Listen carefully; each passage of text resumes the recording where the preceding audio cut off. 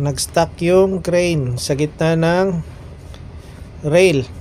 Kailangan natin tong ayusin. Ito yung pinakamadali na hindi aakyat dun sa taas. Hindi na rin ma-operate sa pendant. Okay? Kailangan natin aakyat dun sa taas para mag-release ng brake, or pinakamadali, ito. Tuturo ko sa inyo. Etong motor sa ilalim at saka yung sa gitna. Yung sa gitna, yan yung nagko-control dito sa gear. Luwangan lang to. Tapos, para ma-disengage yung gear sa rail. Para hindi nakakit dun sa taas. Ito na motor, gamit lang ng hand wheel. Kung halimbawa nagka-problema ka sa port side at saka starboard. Pero kung hindi naman, yun sa gear na lang. Ito yung pang manual release ng brake. Diyan sa ating motor. Clockwise, open. Okay, ganun lang yun. Pero ngayon hindi tayo aakyat dun. Release lang natin yung gear. Tanggalin lang yung bolts sa gilid. Yan. Tanggal na starboard at tsaka port side. Para hindi na tayo aakyat dun sa taas. Para safe din tayo. At madaling i-troubleshoot. Hilain natin dito sa secured part. Okay. Na-release na rin siya. Yan. Hihilain natin. Patulong tayo sa ating motorman at saka chief engineer. Okay.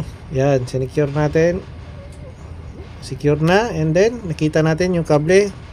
May previous damage na siya. Pero, akyatin natin dun sa taas. Nadagdagan pa.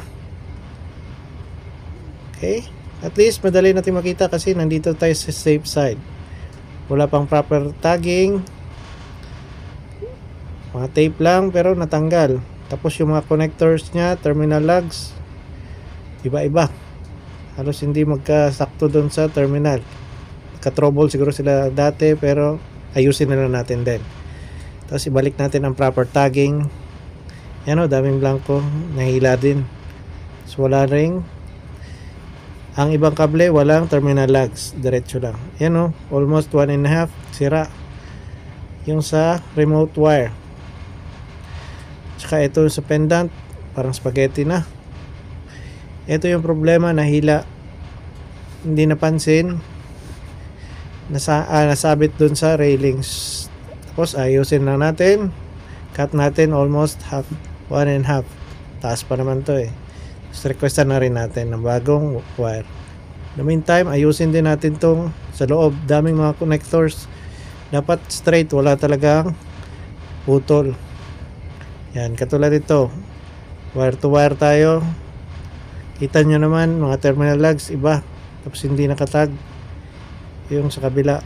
Dapat L22, L22 din sa kabila. Yan o, intermittent. Ibig sabihin, may putol doon sa damage ng wire. Putulin lang natin half, 1.5 kasi nasa gitna doon na may putol. Yun o, iba-iba yung mga terminal cable shoes or terminal lug. Yan, palitan natin lahat. Putulin natin yung mga damage. Kung anong kailangan natin ibalik lang natin sa normal para sa sunod pag troubleshoot natin madali.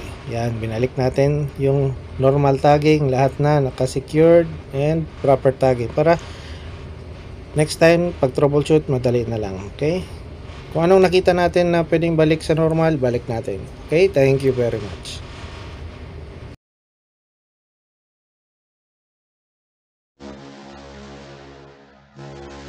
If you learned from this video, please like, share and subscribe, and don't forget to hit the bell for more updates.